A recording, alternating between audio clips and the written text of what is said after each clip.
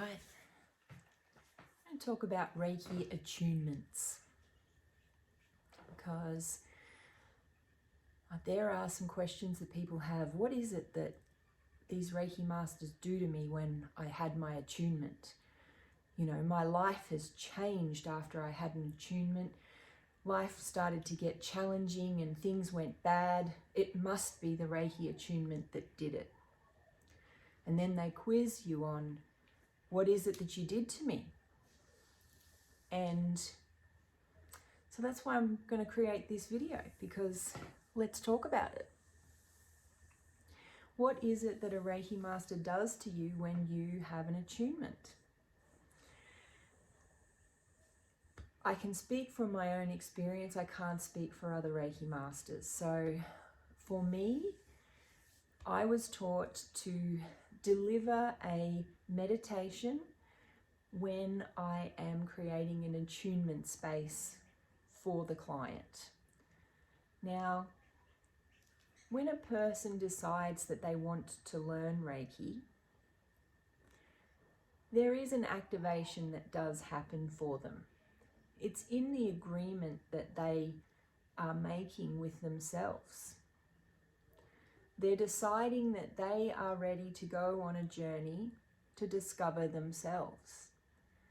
And sometimes that journey of discovery of self can be messy.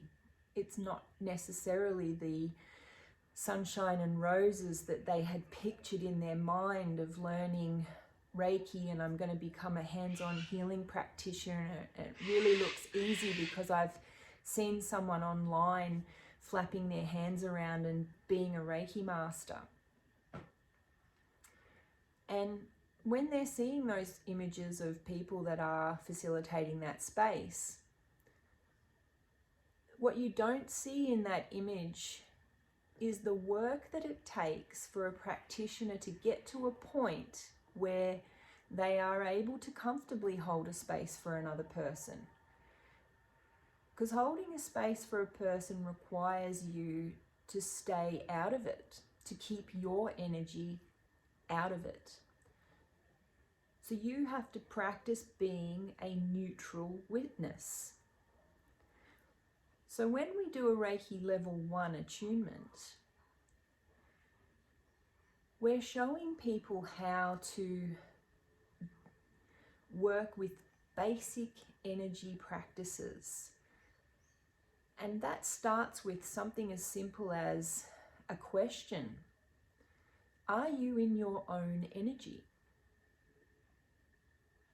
And what do I mean by that? Well, are you a person that gives an opinion and a judgment and a criticism? Or are you somebody who can sit back and feel neutral about the people that you are engaging with? Do you want other people to act and behave differently? Because this is the level 1 experience. We're trying to bring to people's attention where we're putting our energy. And that can be quite challenging for people. So in a level 1 class, we do 4 attunements, and we talk about the pillars and the principles of Reiki. And those pillars and principles are the ethics and guidelines of being a spiritual practitioner. It becomes the foundation of most spiritual practices. A lot of holistic counseling require you to learn Reiki for a reason. A lot of holistic coaches require you to learn Reiki for a reason. Because when you really have an urge to help other people, it's important to work out why you want to help other people so much. And so the attunement process is really about awakening a connection with your soul. It's about awakening a process within you of self-observation so that you can watch and witness where it is that you're trying to help other people, fix other people, change other people.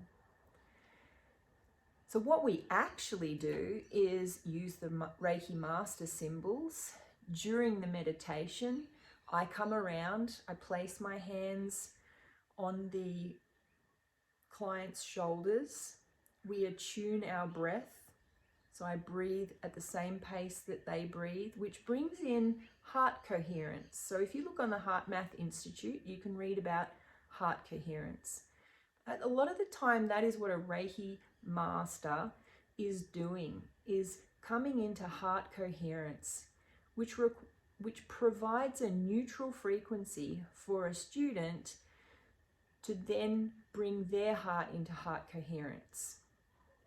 Now, when you decide to do a Reiki course, you are agreeing with the universe that you're ready to do what it takes to know yourself better, to do what it takes to go on a path of discovering self. And depending on who you have in your experience, the other people, the other players in your game, will depend on what kind of an awakening spiritual experience you have. You see, because Reiki is a neutral, non-denominational spiritual practice, you can put the pillars and principles with any kind of religion across the board, because it actually is not a religion. It's a self-awareness practice. It's teaching a person to keep their own energy in their own bubble. And with each attunement, what we're doing is offering an opportunity for that student to go deeper inside their own world, to discover what's going on inside their own mind, in their own body, and in their own energy. And what I get to witness as a Reiki master is that for some people, that can be very confronting, because the things that they find in there can be really ugly sometimes, scary even, overwhelming. And sometimes it's a beautiful experience and it's very easy, and it seems like the transition is quite fluid. But it's not like that for everyone, and it certainly wasn't like that for me. So when I was learning from my very first level 1 Reiki class, when I was taught by Dorothy Asagi, I thought I was joining a cult. Now, she mentioned in the class that this was non-denominational, you don't need to be part of any religion to be involved in Reiki, and that it was a spiritual practice that helps you become more self-aware. And I learned that because I was doing a massage course, and the massage course that I learned was very intuitive massage. We learned sports, we learned therapeutic, and we learned relaxation. But it was all driven by our intuition. So it was a pretty special training, and I'm really grateful that that was my experience at the time. But in that, because it set into motion this self-awareness, I actually needed to start confronting the darker parts of myself. And that was challenging. So yes, in my first class, my hands moved on my own, which then the thought field lit up and told me that I was joining a cult, that this lady was evil, she was drugging the water. And I had to actually search for what the truth was. I had to sit there and ask, is that voice that's in my head even mine? Have you ever asked yourself that question? Because at the time I hadn't asked myself any of those questions. So it created a situation where there was a lot going on that was foreign to me, which put me into a fear response, which when we're in a fear response, our frequency drops, which then when our frequency drops, our mind lights up with all these dark offers. And it actually requires you to come into the present moment for just a second and stop, breathe, watch, feel, and allow, which is what we learn in a level 1 Reiki class. We learn to observe our now. We learn through practicing giving a healing to someone to witness the now moment and become aware of just how toxic the mind actually is. And then the challenge from there becomes, can you Find the other part of you, the soul, the spirit self, the part that is connected directly to source energy. Can you find that amongst that noise? So when you have an attunement, it's an offer. It's an offer for you to decide to know yourself deeper, the good, the bad, and the ugly parts, and to step into a space of service for yourself and for others. And in the attunements, they're simply the Reiki Master symbols being directed in through the crown to come down to open the central channel for you. That's it. The chi that runs in the Reiki Master is the overflow that comes straight from source energy. The Reiki Master practices being in the present moment to hold heart coherence. And when they hold heart coherence, the client's heart coherence comes up to the same rhythm. After you've done that, lots of different things can happen for people. It can open up an intuition world. The intuition becomes quite strong, and perhaps you might start talking interdimensionally to different beings. You might have guides come up. You might be talking to past family members. You might not have any of that, but when you're talking to a friend, you know how they're feeling. Or you get imagery and pictures or internal knowing about what's happening for them. Once you've had an attunement, it makes you more sensitive to your now moment. So you start picking up a lot of the things that used to happen in an unconscious way. But because you're spending more time in the present moment, you're starting to notice it. And so then the new part of the journey begins of discernment. Because before you didn't even know you needed to discern. But once you learn about self-awareness and you learn about the pillars and principles of Reiki, there is a responsibility that comes with that for you to actually uphold the practice so that you can actually discern the thoughts, discern the situations, check whether you're putting your energy on someone else's, check if someone else is putting energy on you and you need to establish a boundary. We learn a lot of different things in a level 1 class that set you up on an energetic path. Now that energetic path for different practitioners is very individual and very different. And so when you see that practitioner on the Instagram or the Facebook of they're peacefully flapping their hands around and it all looks wonderful, just know that there's a lot of work for that practitioner to be able to get to a point where they are actually good at their job and they can do that well, staying in that space. It is a path that will challenge you. No, it isn't the Reiki that's the problem. No, it isn't the attunement that's the problem.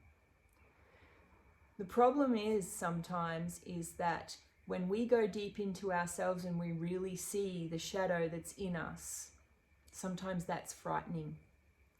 And that's where having support and having a teacher that can mentor you can be helpful. Someone that you can call or connect with or book an appointment with so that you can problem solve some of the things that come up and face them and move beyond them, liberate yourself past them. Rather than getting stuck in a story. Because as your intuition starts developing, you do start going out of the body. You go into the collective consciousness. You go out into the mind grid, whatever you want to call that, the astral plane. You go out to discover what's been affecting you, to then come back in to master it here in this body, in this reality. What I see a lot of the time is people get stuck out there because they're trying to figure out the story. But with 8 billion people on the planet, there are a lot of stories that you can connect in with. And what we try and do as Reiki practitioners is we try and discover what's relevant for us and let everything else go. What's relevant for our own personal journey so that we can drop the density of the body and then elevate above those low frequencies so that we can step into a space of heart coherence and no mind. It's quiet. When I first started, it wasn't quiet. It was so loud. It was horrible. The voices in my head were evil. It took daily practice and a lot of self-discipline to be able to master or to stop myself from agreeing to some of those dark thoughts and dark ways of being. But the practice of being present and learning self and connecting a strong connection to source energy, whatever you want to call that, God, creator, everyone has their own label for it. I've always called it the universal energy because it's universal. It doesn't matter what religion you're part of. It doesn't matter what belief system you have. It is the energy that makes your heart beat and your lungs breathe. It is the energy that is you. Once your body gives way, it's the energy, for me, that's what I define that energy as. So if you're not sure, find out what you define it as. But in the attunement process, what we're doing is creating an offer for a student to go on a journey to discover themselves. And that is why you find the teacher that you feel connected with. And I don't recommend that you have 50 different teachers. Stick with one until you outgrow them and then move on to the next one. If you've got 5 different teachers all at the same time, that can get confusing because those teachers you're working with are trying to give you something. They're trying to help you to discover something inside yourself. And sometimes the different language different teachers use can conflict and then confuse the student. So if you're feeling like you're confused, it's probably because you're in the frenzy zone and you've been consuming a lot of information and it's all getting too much. So put it all away. Just pop it down and start doing a daily practice of self-healing. Use the things that you learned in a level 1 Reiki class. Start to get to know the now moment. Get to know your own breath. Get to know your own mind. Start discerning the mind. Is it what you want to even listen to? Is it even yours? Is it coming from an ancestor? Is it coming from a teacher when you're at school? Was it something a parent said to you when you were 4? Sometimes the voices in your head are actually the people around you. They're not even yours. Sometimes they're a ghost in the room. There is a lot going on in this reality, and as you navigate a spiritual awakening, it can get complicated before it gets easy. I have a teacher. And when things get complicated, I call him. And I've had other teachers as well. And I call them if I need them. I recommend that you have one. Find somebody that you feel connected to. And you might journey for a while with one and then feel like it's time to leave them and journey with somebody else. That is life. The only thing that is absolutely certain is constant change. Nothing stays still. So if you're on a Reiki journey and you're worried about the attunement process and what it has done to you, I hope that this video helped you, because it isn't Reiki that's the problem. Reiki is a spiritual practice that will help you become self-aware. If you choose to do the basic practices, daily practice is the key. If you found this video helpful, please drop me a comment. Thanks.